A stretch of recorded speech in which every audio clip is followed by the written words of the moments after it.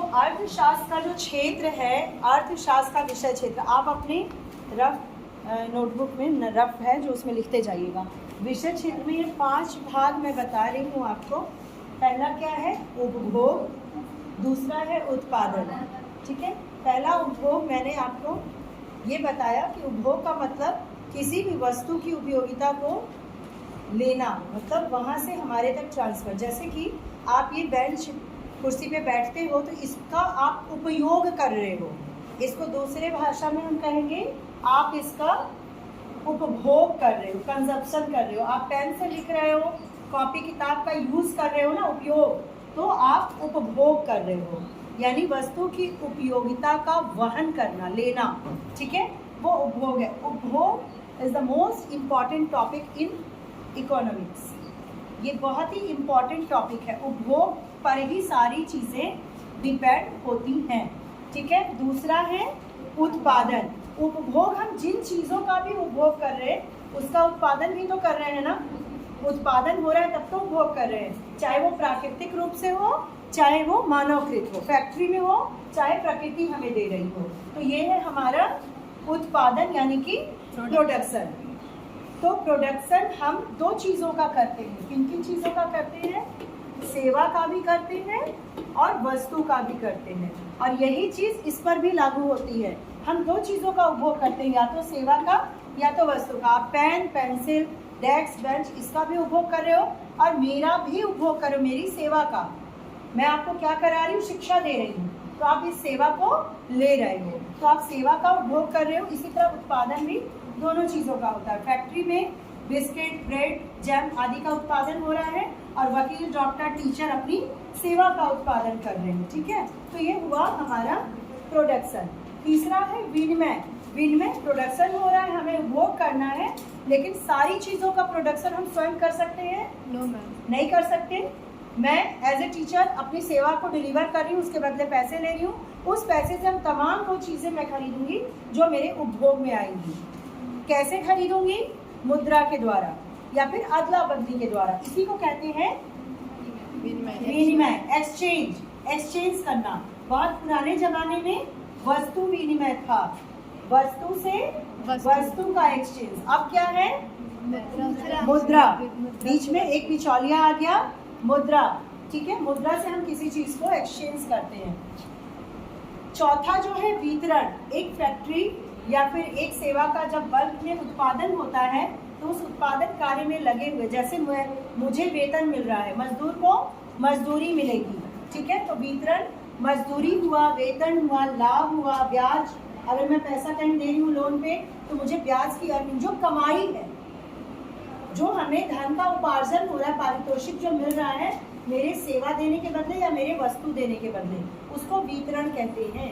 जैसे एक फैक्ट्री है, अगर इस फैक्ट्री में मान लीजिए कि बिस्किट का उत्पादन हो रहा है, तो यहाँ पे एक मैनेजर होगा, एक मजदूर, कई मजदूर होंगे, सुपरवाइज़र होगा, रेंट पे भूमि होगी, हमें लगान भी देना है, किराया देना है, और उसके बाद साहसी का लाभ लास्ट में बचता है। तो इतने भागों में मतलब ये कि आपको सैलरी मिल रही है, मजदूर को मजदूरी मिल रही है, और यहाँ पे मान लीजिए उसको इंटरेस्ट मिल रहा है, ब्याज मिल रहा है, पूंजीपति को जिसने भी लोन दिया होगा उसके बदले वो ब्याज कमा रहा है। इसी तरह प्रॉफिट मिल रहा है इन्हें, और भी अगर कोई चीज़ है, रेंट यहाँ पे हम दे रहे हैं उसका, ज़मीन का। तो इतने भागों में हमारा जो कमाई है वो बटा है ना। तो जो ये जो आया फैक्ट्री में, मान लो कि 5,000 आया, 1,000 उसे, 2,000 उसे, 500 उसे, 3, तो ये जो डिस्ट्रीब्यूशन हो रहा है इसी को कहते हैं वितरण। समझ में आ रही है बात? वितरण किसे कहते हैं? उत्पादन का जो डिस्ट्रीब्यूशन, वितरण होता है तमाम भागों में, उसे हम वितरण कहते हैं, जो बांटा जाता है। उत्पादन को ही बांट रहे हैं। अब फैक्ट्री में बिस्किट बना तो बिस्किट नहीं बांट रहे हैं, उस बिस्किट को बेच के जो पैसा आया उसे बांट रहे हैं। तो एग्जैक्टली हम बोल सकते हैं कि हम उत्पादन बांट रहे हैं। ठीक है, पांचवा है राजस्व, रेवेन्यू।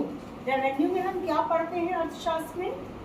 हमारे देश का बजट पढ़ते हैं। इसमें एक सरकार किस तरह से कल्याण में अपना पैसा लगा रही है, कितना पा रही है, कितना दे रही है, कैसे बैलेंस बना रही है, ये सारी चीज़ें, फॉरेन से कैसे ट्रेड हो रहा है, हमारा व्यापार हो रहा है, ये सारी चीज़ें हम राजस्व में पढ़ते हैं।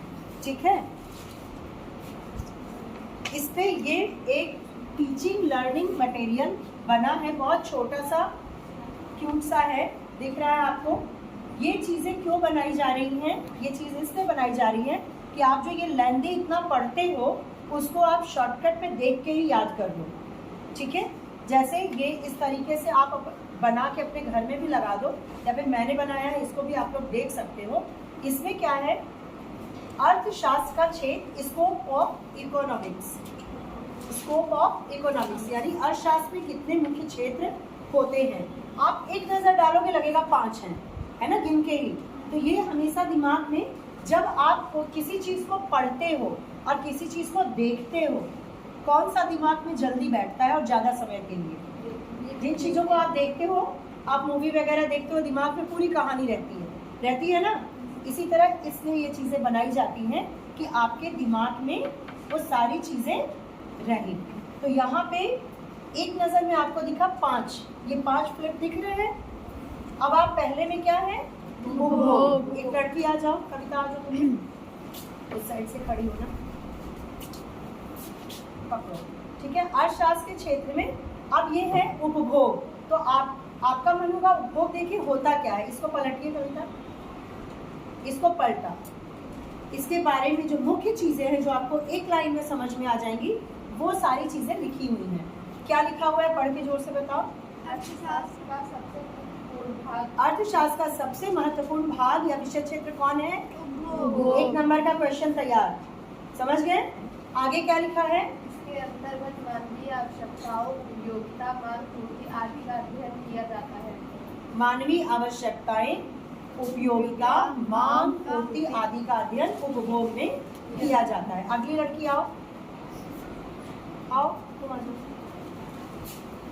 उपभोग को हमने समझ लिया एक क्लिप में, बस उसको पलटा और समझ। अगला तुम क्या समझना चाहोगी? उत्पादन यानी प्रोडक्शन। इसको पलटो। हाँ, उत्पादन से वस्तु एवं सेवाओं की उपयोगिता में वृद्धि की जाती है। उत्पादन से किसी वस्तु, इसको पकड़ना बेटा, उत्पादन से किसी भी वस्तु की उपयोगिता में वृद्धि हो गई। कैसे बता? इसका उदाहरण है, आप जिस लकड़ी पे बैठे हो, क्या है? बेंच है, सीट है ना। ये इससे पहले क्या थी? पेड़ की एक लकड़ी। तो पेड़ में जब तक लकड़ी है आपके लिए उपयोगी है। जब इसका प्रोडक्शन हुआ फैक्ट्री में, उत्पादन ही हुआ ना, उसका रूप चेंज हुआ, तब आपके लिए ये उपयोगी हो गया। ये जैसे आप कॉपी, ये पेजेस हैं आपके, ये जब तक पेड़ पे हैं आपके लिए उपयोगी हैं, आप लिख सकते हो उसमें। जब ये फैक्ट्री में गया, उसके पेजेस बने, तब ये आपके लिए उपयोगी हैं। तो उत्पादन का मतलब क्या है? वस्तु व सेवाओं की उपयोगिता में वृद्धि। समझ गए बात को? अगला क्या लिखा है? इसके अंतर्गत उत्पादन के साधनों, नियमों एवं लागत आदि का अध्ययन किया जाता है। क्या?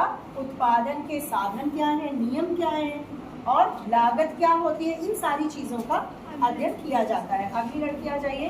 तो एक बार आप पलट रहे हो और आपको उसके बारे में सारी चीजें समझ में आ जा रही है जो इम्पोर्टेंट है। अगला विनिमय, थोड़ा और ऐसा साइड में जाओ ताकि सबको दिखे। विनिमय, विनिमय में क्या लिखा हुआ है? विनिमय लेन देन, सीधे समझो, एक्सचेंज। इंग्लिश तो समझ रहे हो ना, एक्सचेंज यानी लेन देन। किसका लेन देन? वस्तु व सेवाओं का। या तो आप आए हो फीस देके पढ़ने, सेवा का एक्सचेंज कर रहे हो, या जाओगे कॉपी किताब खरीदने, वस्तु लोगे, वस्तु का लेन देन करोगे। ये पढ़ो। अंतर्गत मांग, पूर्ति, मुद्रा बाजार, बैंकिंग, बीमा, व्यापार आदि का अध्ययन किया जाता है। मांग और पूर्ति, कितनी मांग है हमारी सेवा या वस्तु की, कितनी पूर्ति है, मुद्रा यही आ जाता है। एक्सचेंज का द मोस्ट इम्पॉर्टेंट जो मीडियम है वो क्या है? मुद्रा। तो मुद्रा हम इसी में पढ़ेंगे, एक्सचेंज में। बाजार, पूरा बाजार लेन देन पे चल रहा है, एक्सचेंज पे चल रहा है। बैंकिंग, बैंक क्यों है? बैंक में भी हम लेन देन कर रहे हैं, मुद्रा को जमा कर रहे हैं, मुद्रा ले रहे हैं, लोन ले रहे हैं। ठीक है। बीमा, व्यापार आदि सारी चीजें हम किस में पढ़ेंगे? किसमें? ओके। जाइए, दूसरी लड़की आ जाइए। हमने उपभोग उत्पादन विनिमय को एक फ्लिप करके एक पेज थोड़ा सा पलट के देख लिया, देखिएगा और थोड़ा किनारे हो जाएगा। अब अगला क्या है? डिस्ट्रीब्यूशन, वितरण यानी बंटवारा, बांटना। क्या लिखा है? वितरण का मतलब उत्पादन के परिणामों को विभिन्न घटकों में बांटने से है। उत्पादन के परिणाम, उत्पादन एक फैक्ट्री में हुआ, 500 करोड़ का अर्निंग आया, अब उसको क्या एक ही व्यक्ति रखेगा? नहीं, वो कई भागों में बटेगा, क्योंकि उत्पादन में भी कई लोग लगे हुए थे। आगे पढ़ो। लगान, लगान जिस जमीन पे फैक्ट्री है उसका रेंट देते हैं लगान, मजदूरी, मजदूर भी होते हैं, ब्याज यानी पूंजीपति से लोन भी लिया होता है, और लाभ, लास्ट में साहसी का लाभ बचता है। ये सारी चीजें हम किस में पढ़ेंगे? वितरण में। समझ में आ रही है बात? अगली लड़की आ जाओ कोई। लास्ट है राजस्व। आ जाओ। हमने 4 फ्लिप को पलट लिया, देख लिया क्या है। लास्ट है राजस्व। राजस्व यानी रेवेन्यू। इसमें क्या लिखा हुआ है? इसके अंतर्गत सार्वजनिक व्यय, आय, ऋण तथा ऋण, सार्वजनिक आय, सार्वजनिक यानी सरकार की आय, कर से, शुल्क से, दंड से सरकार आय लेती है, अपनी आय को बनाती है, रेवेन्यू। फिर ऋण, वित्तीय प्रशासन, सरकार से संबंधित बजट हुआ, आय उनकी, व्यय, कल्याण संबंधी कार्य, ठीक है, और जितने भी नियम और नीतियां बनती हैं उन सब का अध्ययन हम करते हैं राजस्व में। बैठ जाओ। तो स्कोप ऑफ इकोनॉमिक्स में क्या हमने देखा? Consumption, production, exchange, distribution, revenue. और आप इसका इंग्लिश जो मीनिंग है वो भी जरूर पढ़ा कीजिए, क्योंकि कभी कभी मैंने आपको कई बार बताया भी है कि हिंदी कई होते हैं, कोई दूसरे नाम से आ गया तो आप कंफ्यूज होगी, लेकिन इंग्लिश में यही बोला जाता है। और आगे भी आप इन फैक्ट्स को याद रखेंगे, इन वर्ड्स को, तो आपके लिए बहुत हेल्पफुल होगा, ठीक है, बीए वगैरह में। तो हमने स्कोप ऑफ इकोनॉमिक्स के 5 पार्ट क्या क्या हैं? उपभोग, उत्पादन, विनिमय, वितरण, राजस्व। एक साथ बोल दें जरा। उपभोग, उत्पादन, विनिमय, वितरण, इसको राजस्व। एक बार इंग्लिश में बोल दें। Scope of economics, of economic, consumption, production, exchange, distribution, revenue. ये बात समझ में आ गई? Yes ma'am. इस चीज़ को आप लोग लेके भी देख सकते हैं, याद करने के लिए अपने घर में बना के अपने रूम में इसको लगा भी सकते हैं, ठीक है। इस तरह के जो छोटे छोटे TLM होते हैं, TLM का फुल फॉर्म क्या होता है, कोई बताएगा? इससे आप लोग चार्ट वार्ट भी बनाते रहे हो। आप जो पूरा चैप्टर 10 पेज में पढ़ते हो, आप एक चार्ट पेपर में उसको वर्णित कर देते हो ना, शॉर्ट फॉर्म में, जो मुख्य मुख्य बिंदु हैं, ताकि इतना याद हो जाए तो उसके बारे में तो लिख ही लेंगे। याद करने का भी यही तरीका होता है ना। जैसे यहाँ पे मैंने कहा इसके 5 पार्ट है, 5 पार्ट आपने याद किया, इसके अंदर की चीज़ें आपने क्या की, समझ ली। तो अगर आपको ये याद है तो समझी हुई चीज़ें तो आप लिख ही सकते हो। याद करने का ये तरीका होता है। और TLM यानी कि teaching learning material, teaching learning material, ये आपको याद रहना चाहिए। जो टीचिंग लर्निंग मटेरियल होता है वो आपके लिए बहुत हेल्पफुल होता है। किसी भी चीज़ को शॉर्ट, जैसे आप स्टडी टेबल के आसपास कोई चीज़ जो याद करना रहता है उसको कैसे लगाते हो कि नहीं, आदत है। जैसे कोई आज मैम ने पढ़ाया ये 5 प्रकार, 5 फटाफट लिखो और अपने टेबल के पास चिपका दो। या फिर हिस्ट्री के जो इतिहास की कई तिथियाँ होती हैं उसको करो और लगा दो, अपने क्लासेस में लगा सकते हो, ताकि जब नज़र पड़े तो आपको अलग से रटने की ज़रूरत नहीं पड़े, आप देखते देखते उसको याद कर सकते हो। हाँ, क्या कहाँ है?